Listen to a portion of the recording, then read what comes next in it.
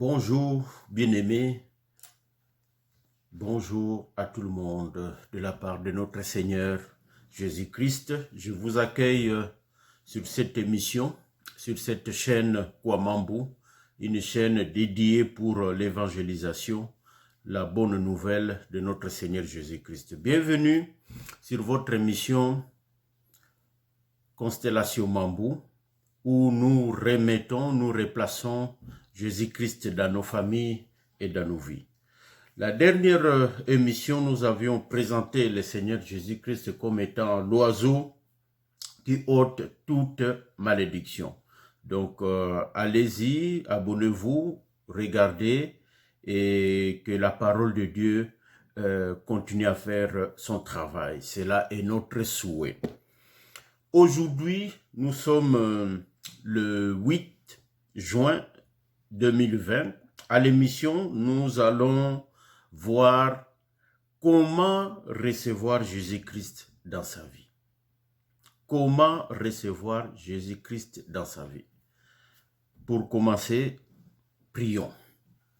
Éternel Dieu de gloire, Dieu Tout-Puissant, merci Papa pour le temps que tu nous as donné. Merci pour l'œuvre que tu as commencée.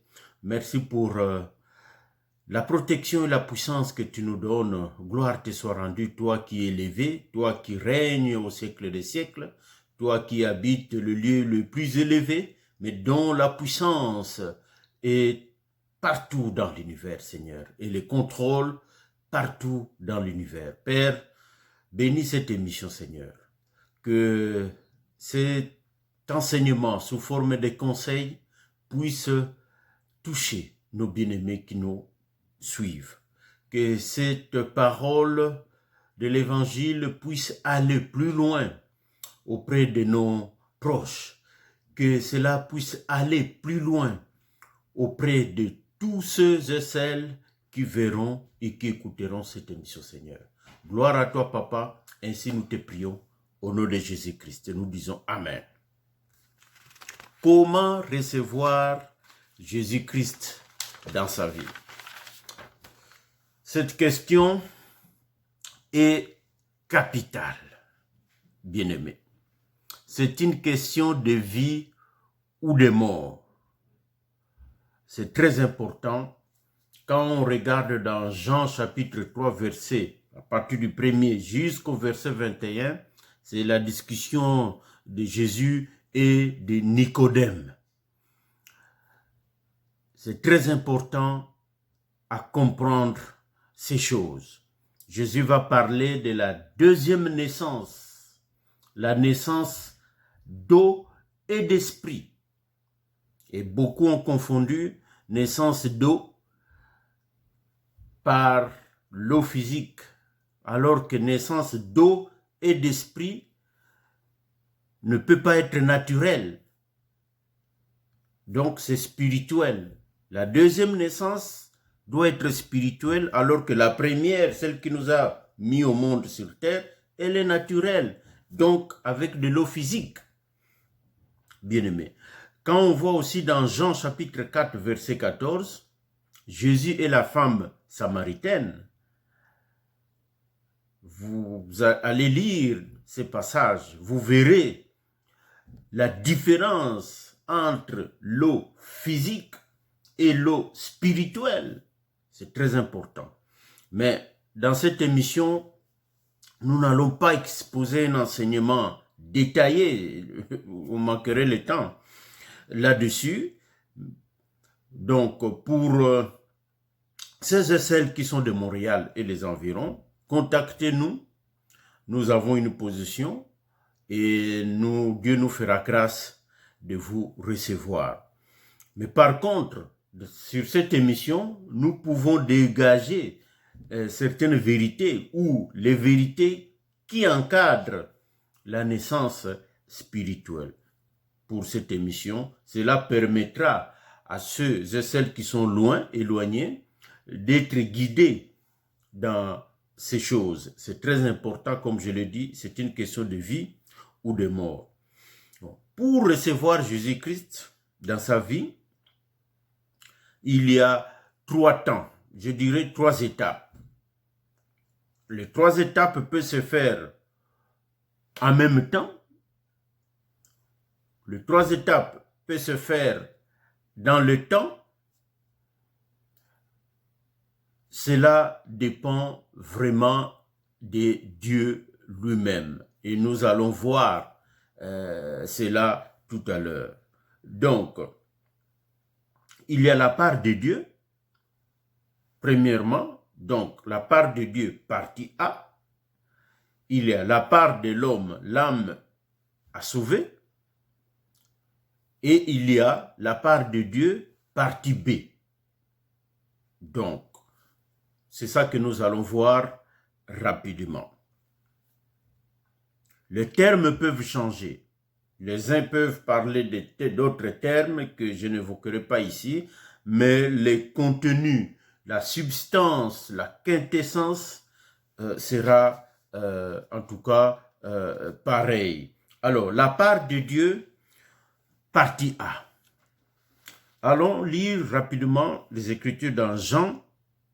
L'importance du bien-aimé Jean ou des Pentateuque de Jean, c'est très important. Il y a le Pentateuque de Moïse, les 5 livres de Moïse dans la loi, et il y a les 5 livres de Jean dans la grâce. Donc, vraiment, c'est riche, mais cela n'est pas notre sujet aujourd'hui. Donc, je le disais donc, Jean chapitre 6, nous allons lire 2 passages. Jean chapitre 6, verset 44. Jean chapitre 6, verset 44. J'ai lu au nom du Seigneur Jésus-Christ. Nul ne peut venir à moi si le Père qui m'a envoyé ne l'attire, et je le ressusciterai au dernier jour. Ça, c'est notre Seigneur qui parle. Nul ne peut venir à moi si le Père qui m'a envoyé ne l'attire, et je le ressusciterai au dernier jour. Ici, c'est le Père qui est resté dans les cieux, qui va attirer quelqu'un à travers le Fils qui est sur terre. À ce moment-là de la parole. Allons lire son jumeau, toujours dans Jean chapitre 12, verset 32. Jean chapitre 12, verset 32. J'ai lu la parole de Dieu. Et moi, quand j'aurai été élevé de la terre, j'attirerai tous les hommes à moi. Ça, c'est toujours le Seigneur qui dit. Et moi, quand j'aurai été élevé de la terre, j'attirerai tous les hommes à moi. Bien-aimés, j'ai pris ces 2 Écritures pour dégager, disons, la première vérité cardinale pour naître de nouveau. Bien-aimés, personne ne peut être sauvé si Dieu ne l'a pas attiré. Personne ne peut être sauvé si Dieu ne l'a pas attiré. En passant, quand Jésus est sur terre, c'est le Père qui est resté, qui va attirer à travers Jésus. Mais quand Jésus retourne dans les lieux élevés, c'est lui qui attire les hommes qui lui appartiennent. Donc, nous comprenons qu'il ne peut pas avoir 2 autorités distinctes qui vont attirer une âme à sauver. Il n'y aura qu'une autorité. Il n'y a qu'une autorité. Le Seigneur Jésus-Christ, c'est lui, le Père, c'est lui le Dieu véritable. Jean nous le révèle de plusieurs manières. Donc, ça c'est une vérité aussi à saisir. Jésus-Christ, c'est le Dieu révélé, le véritable créateur de l'univers. C'est l'amour de Dieu qui s'exprime dans l'attirance, l'attraction. Quand Dieu attire quelqu'un, c'est l'amour, son amour envers l'humanité. C'est la préscience, c'est ce que Dieu avait décidé. C'est l'élection que Dieu avait déjà décidé depuis avant même la fondation du monde. Jean chapitre 16, verset 6. Le Saint-Esprit convainc le monde sur le péché, la justice et le jugement. Donc on voit le travail de Dieu à travers sa parole pour convaincre l'humanité de son état pécheresse, de pécheur, c'est de son état d'être sauvé, bien-aimé. Dieu a établi des ministres, les 5 ministères, pour relayer l'amour de Dieu pour le monde. L'évangile et l'évangélisation sont gratuits. Une âme à sauver n'a pas besoin des contreparties monétaires pour être sauvé. Non. Donc, voilà la première vérité. C'est Dieu seul qui attire. Personne ne peut aller au ciel si Dieu ne l'a pas attiré. Et c'est Dieu-là qui attire, c'est le Seigneur Jésus-Christ qui attire les gens. À travers lui, il a établi des serviteurs qui doivent évangéliser et ainsi accomplir cette mission. Bien-aimé, ça c'est la part de Dieu, partie A. La part de Dieu maintenant, la part de l'homme plutôt, partie, il n'y a pas de partie. L'homme a la responsabilité, c'est ça qu'on va voir. Donc, Dieu va mettre en place l'aimant, le moyen pour faire venir les gens qu'il veut sauver, qu'il connaissait d'avance. Alors là, on va voir maintenant, quand Dieu présente l'évangile à travers les ministres, qu'est-ce qui va arriver? Qu'est-ce qui arrive? Pour bien comprendre cela, il faut voir la parabole des 4 sols. C'est dans Luc chapitre 8, versets 4 à 15. Le 4 sols ou les 4 terrains. Allez les lire. Actes chapitre 2, à partir du verset 37, verset 38. Ce sont les 2 versets clés ici. La parabole des 4 sols, c'est quoi? C'est la parabole dont Jésus a parlé, notre Seigneur, qu'un semeur est sorti et il a planté la semence sur le premier sol, le deuxième, le troisième et le quatrième. Allez voir les caractéristiques de ces 4 sols. Mais ce que je voudrais vous dire ici rapidement, c'est seulement dans le 4e sol qui était fertile que le fruit, donc la semence va produire des fruits, va produire d'abord évidemment des feuilles ou la végétation et il y aura des fruits sur le 4e sol. Les autres sols n'auront pas produit. Alors la semence ici c'est la parole de Dieu. Les 4 terres c'est l'humanité et ceux qui reçoivent la parole et l'appliquent c'est le 4e sol. Donc c'est très important et on voit cela très très bien dans la première évangélisation après la Pentecôte. Donc tout de suite quand Pierre prend la parole pour évangéliser, pour expliquer devant les gens qui étaient étonnés, qui croyaient que eux ils avaient bu du vin, en quelque sorte ils avaient bu du vin, mais le vin qui vient du ciel, le Saint-Esprit, mais ce n'est pas le vin physique qu'ils avaient bu. Donc, il explique ce qui s'est passé. Et là, les gens ont été touchés. Lisons quand même pour voir ces 2 versets, pour voir quand la parole est prêchée, qu'est-ce que l'homme doit faire. C'est très important. Actes chapitre 2, le verset 37 et 38. Actes chapitre 2, rapidement, versets 37 et 38. après avoir entendu, je lis la parole au nom de notre Seigneur Jésus-Christ, après avoir entendu ces discours, ils eurent le cœur vivement touché et ils dirent à Pierre et aux autres apôtres, « Hommes, frères, que ferons-nous » Pierre leur dit, « Repentez-vous et que chacun de vous soit baptisé au nom de Jésus-Christ pour le pardon de vos péchés, et vous recevrez le don du Saint-Esprit. » On va venir. Qu'est-ce qu'il voulait dire?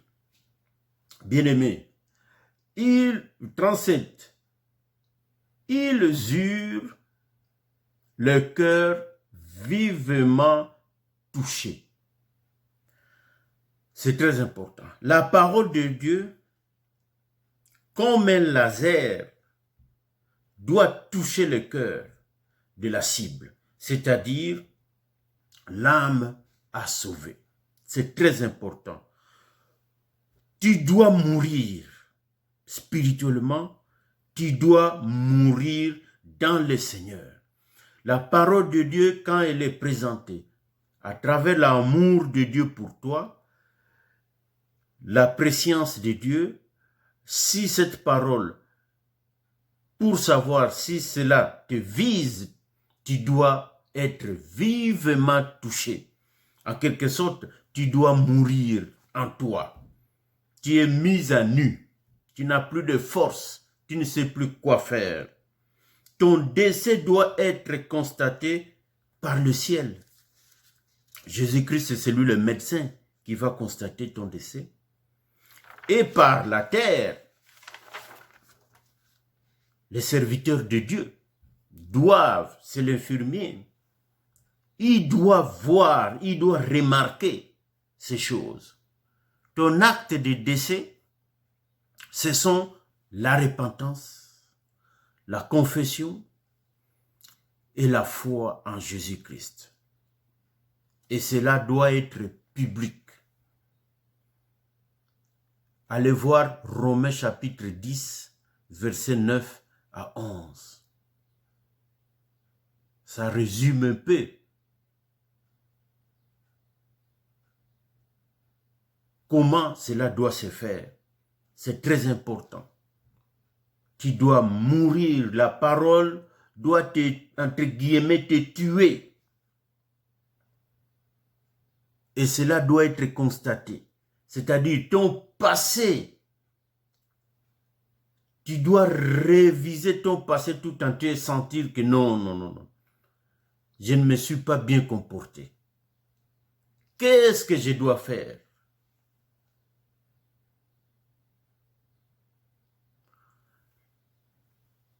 La troisième partie, c'est la part de Dieu.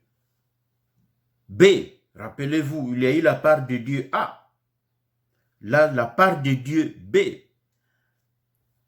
Dieu doit, en quelque sorte, compléter maintenant ta naissance. Parce que Dieu doit te tuer par son amour, toi, par sa parole, toi, tu es visé, tu meurs, Dieu constate, mais Dieu doit aussi, maintenant, par sa puissance,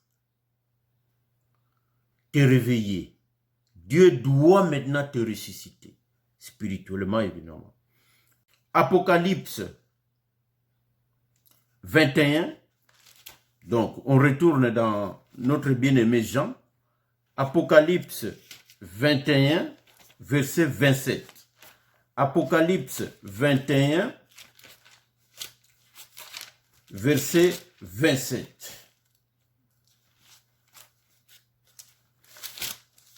Rapidement, Apocalypse 21, verset 27.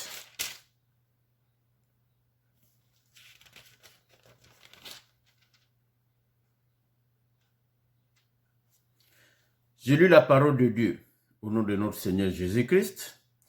il n'entrera chez elle rien d'essuyé, ni personne qui se livre à l'abomination et au mensonge. Il n'entrera que ceux qui sont écrits dans le livre de vie de l'agneau. Ah, ici, c'est la Jérusalem nouvelle. Mais qui va entrer dans Jérusalem nouvelle? Que ceux dont les noms sont écrits dans le livre de vie de l'agneau. C'est là où je voulais venir. Bien-aimé, ta résurrection doit venir d'en haut. Ton nom doit être écrit dans le livre de vie, dans le lieu céleste. Dans le passage d'Éphésiens, Paul nous parle le sceau du Saint-Esprit. Ton acte de naissance doit être écrit dans le ciel, bien-aimé. La réception de l'Esprit de Dieu en toi, c'est comme un sceau. Un sceau, un cachet qui certifie que maintenant, tu es un enfant de Dieu, une nouvelle créature. L'Esprit doit rendre témoignage à ton esprit que tu es un enfant de Dieu. Romains 8, chapitre 16, la parole et la prière dans une assemblée des enfants de Dieu sont pour la sanctification. Bien-aimé dans le Seigneur, ta résurrection doit venir d'en haut et ton nom doit y figurer. Et tu dois recevoir l'Esprit Saint en toi pour commencer une nouvelle marche. Tu es un nouveau-né, tu dois apprendre à vivre dans la nouvelle vie. Hébreux chapitre 12, verset 14, nous dit que recherchez la paix avec tous et la sanctification sans laquelle personne ne verra le Seigneur. La sanctification, c'est ta nouvelle marche dans la sainteté avec Dieu. Tu dois croître comme tout autre enfant dans une assemblée, c'est-à-dire tu dois avoir, ce n'est pas les quatre murs, avec des frères et sœurs qui partagent la même foi que toi, qui vont te soutenir, et Dieu va apporter la nourriture dans cette assemblée pour que tu grandisses. Voilà les trois vérités pour une naissance d'eau, c'est-à-dire de la parole et d'esprit. Nous n'avons pas parlé du baptême avec de l'eau physique sous toutes ses formes, bien aimé. Quand je faisais la recherche, c'est incroyable. Les uns avec de l'eau qui coule, d'autres même dans la piscine, les uns c'est dans la baignoire, d'autres c'est juste asperger, d'autres il faut plonger, d'autres même des bébés. Bon, je ne suis pas entré là-bas, nous avons une position. Je n'ai pas parlé non plus de parler en langue inintelligible, ni de la durée de cette naissance. C'est au cas par cas. Par contre, l'âge et le vouloir, ça c'est important. Un bébé ne peut pas prendre une décision aussi capitale. Un ado n'a pas la même connaissance du bien et du mal qu'un adulte, par exemple, avec un cerveau mature. Vous savez qu'un cerveau mature, c'est 24-25 ans selon la nature, aujourd'hui, la médecine. Je ne dis pas qu'il faut attendre 25 ans. Je ne dis pas non plus qu'il faut le faire quand on est ado. Mais vraiment, c'est au cas par cas, et c'est le Seigneur qui fait en sorte que la personne se réveille à maintenant la connaissance du bien et du mal. Mais nous savons une chose, que les Lévites, pour servir dans leur ministère, Dieu a fixé des âges. À quel âge un lévite peut commencer à apprendre et à quel âge il va entrer en fonction. Il y a une raison, ces éléments-là. Il y a une raison. Donc, c'est très important. On ne peut pas prendre ces choses à la légère. Le vouloir, la pression ne doit pas venir des parents, par exemple, ou d'un ancien de l'assemblée, ou on prêche l'évangile, bien sûr, la bonne nouvelle. Mais c'est Dieu qui doit mettre la pression sur la personne à sauver. C'est Dieu qui doit convaincre. C'est l'Esprit qui convainc le monde sur le péché, la justice et le jugement. C'est l'Esprit Saint.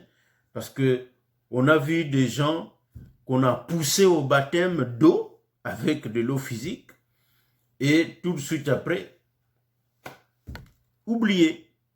C'est comme si l'acte était banal. Bon. Mais nous croyons que le véritable baptême, celui du Saint-Esprit, quand tu l'as, lui là, il est indiscutable. Il est indiscutable. Bien-aimé. Donc, voilà les trois vérités. Donc, la part de Dieu, première partie, la part de l'homme et la part de Dieu, deuxième partie. Donc, bien-aimé, et quelques mises en garde que je viens de vous donner, c'est très important. Pour finir, les trois prochaines et dernières émissions porteront sur les trois couches de bénédiction qui découlent d'une nouvelle naissance en Jésus-Christ. Rappelez-vous, nous avions parlé des trois couches de malédiction. En ce moment-là, la concavité de notre discours ou de notre message était tournée vers le bas, vers le négatif. Nous avions présenté le médecin, le véritable remède. Nous avions dit, nous venons de dire comment se saisir du médecin, comment le consulter et être reçu par lui. Maintenant, notre discours ou notre analyse, nos analyses vont maintenant vers les bénédictions qui en découlent, qui doivent maintenant contrecarrer, qui doivent maintenant contrebalancer pour annuler les malédictions. Quelles sont les bénédictions qui en découlent? Donc, nous verrons les trois couches. Bénédiction spirituelle en Jésus-Christ pour contrecarrer la bénédiction, la malédiction d'Adam. Nous verrons la bénédiction de la bergerie en Jésus-Christ pour contrecarrer la malédiction ancestrale héritée du monde. Nous verrons la bénédiction de la sanctification personnelle en Jésus-Christ pour contrecarrer la malédiction personnelle. Voilà les trois émissions que nous verrons pour finir cet enseignement. Bien-aimés, mes frères, tant biologiques que spirituels, nous sommes arrivés à la fin de notre émission. Allez consulter, abonnez-vous, lisez, écoutez et vous avez nos coordonnées si vous voulez nous contacter. Que notre Seigneur Jésus-Christ, l'homme révélé sur terre, mais Dieu habité corporellement en lui. Oh, quelle grâce, Seigneur, pour nous. Quelle grâce, Seigneur Jésus-Christ, pour nous. Tu as rétabli le pont avec le Père. Seigneur, c'est une joie que de faire partie de ta bergerie. C'est une joie que de faire partie de l'assemblée des justes. C'est une joie, Seigneur, que de faire partie de tes saints. Gloire à toi, Seigneur. Que cet enseignement, que ces vérités puissent se propager sur cette chaîne pour que quiconque chaque âme que toi tu veux sauver puisse être sauvée, Seigneur. Ainsi nous te prions en ton nom. Nous disons Amen. Voilà, bien-aimés, nous nous verrons dans 2 semaines. Prenez soin de vous par la grâce de notre Seigneur Jésus-Christ.